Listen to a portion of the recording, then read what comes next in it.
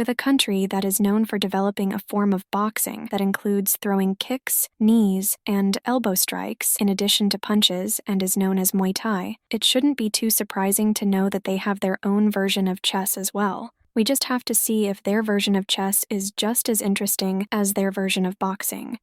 Greetings and welcome back to Checkpoint Gaming, Chess. With this episode, we will be going over Makruk. With Makruk, it is a form of chess that is played within the country of Thailand and is also known as Thai chess, Cambodian chess, and formally Siamese chess. Although little is known about the history of this version of the game, it is closely related to that of Chaturanga, although it has been sped up a bit. And when it comes to the player who moves first, it is the player who controls the white pieces. The game is played between two players upon an 8x8 board where each player has a set of 16 pieces. These pieces consist of a king, a queen, 2 bishops, 2 knights, 2 rooks, and 8 pawns.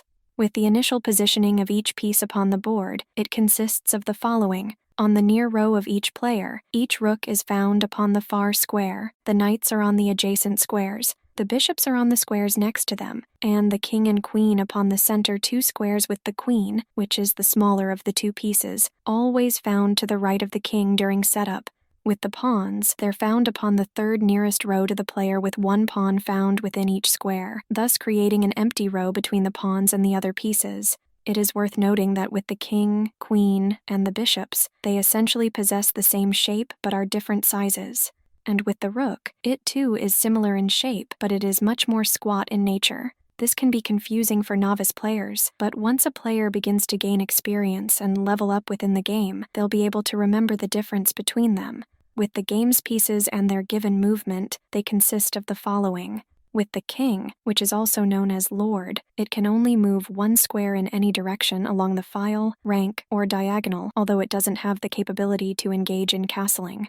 On its first move of the game, it has the capability of moving like that of a horse. With the queen, which is also known as seed, it can only move 1 square diagonally. On its first move of the game, it can move 2 squares directly forward. With the bishop, which is also known as nobleman, it can only move 1 square diagonally or 1 square forward. With the knight, which is also known as horse, it can move 2 squares along the file or rank followed by moving 1 square over, thus creating a right angle and an L-shaped pattern. It is also the only piece that is able to jump over any intervening pieces. With the rook, which is also known as boat, it can move any number of squares the player desires along the file or rank, and it cannot jump over any intervening pieces. With the pawn, which is also known as the cowrie shell, it can move 1 square forward into an unoccupied square, but when it comes to that of capturing, it moves 1 square diagonally. With that said, it can never capture when moving straight forward, but it is unable to move 2 squares forward as part of its initial movement, like its Western cousin is able to do in chess. When a player's pawn reaches the 6th row from the player, which is equal to that of the 3rd row of the opposing player, it gets flipped over, indicating that it got promoted, which is also known as the promoted cowrie, and moves just like that of a queen. And the only limitation that a player can have when it comes to that of the promoted pawn is equal to that of their initial pawn count. When it comes to that of capturing the opposing player's pieces, it occurs when any piece moves into a square that is occupied by an opposing player's piece, causing it to be removed from the board. It is worth noting that with the pawn, it is the only piece that captures opposing pieces diagonally. So when it comes to that of all other pieces, they capture as part of their normal movement. With the king, it isn't allowed to be captured during the game. If a king ever finds itself being threatened with being captured, which is known as check, its controlling player will have to immediately protect it by either moving the king out of danger, capturing the piece that is threatening the king, or to otherwise interpose a piece in order to protect the king.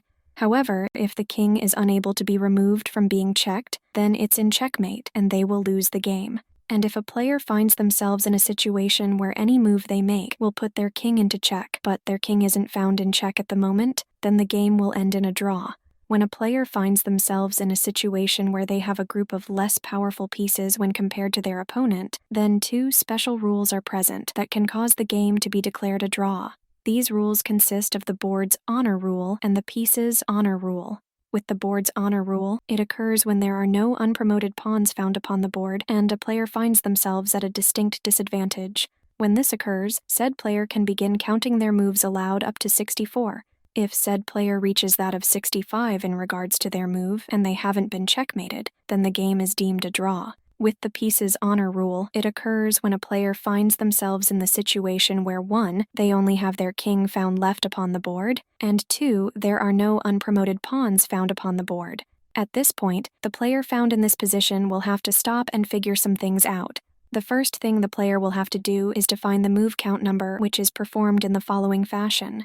It is also done through that of asking, and if the answer is ever no, then they'll move on to the next question until they reach question number 6. First, does the opponent possess 2 rooks? If they do, then the number is 8.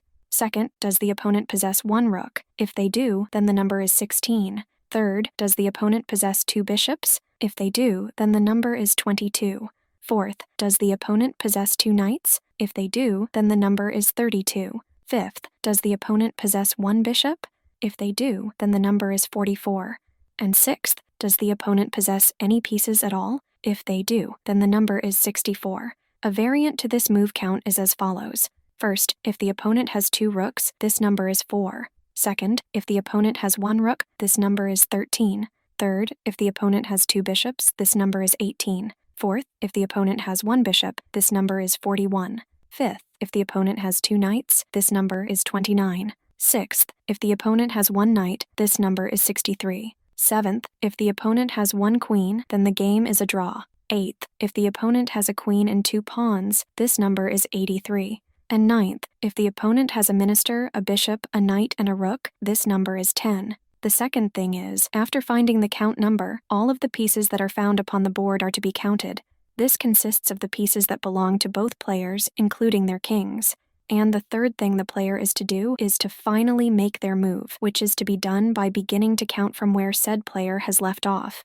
This is to continue until the player had made all of their moves as determined by the move count. If the player reaches the move count number without having their king be placed into checkmate, then their opponent will have a final chance to deliver checkmate. But if the player is unable to do so, then the game ends in a draw. In order for a game to come to an end, one of 2 conditions will have to be met. First is when a king has been placed into checkmate, the game comes to an end with the controller of the checkmated king losing the game. Second is when a player is unable to move any of their pieces without exposing their king to that of check. This will result in a draw, and if a player is reduced to just their king, their opponent will have to win the game in a prescribed number of moves which was addressed earlier. But if the stronger player possesses a composition of pieces that aren't listed, then there is no limit to the number of moves that is to be applied to the game. So with that said, that is what you need to know about Makruk. With that taken care of, we can start talking about Kotu Len. If you liked this episode, feel free to give it a like, and if you want to stay up to date on any future episodes we upload, go ahead and subscribe. You can also support us on Patreon for as little as $1 a month at patreon.com/checkpointgaming.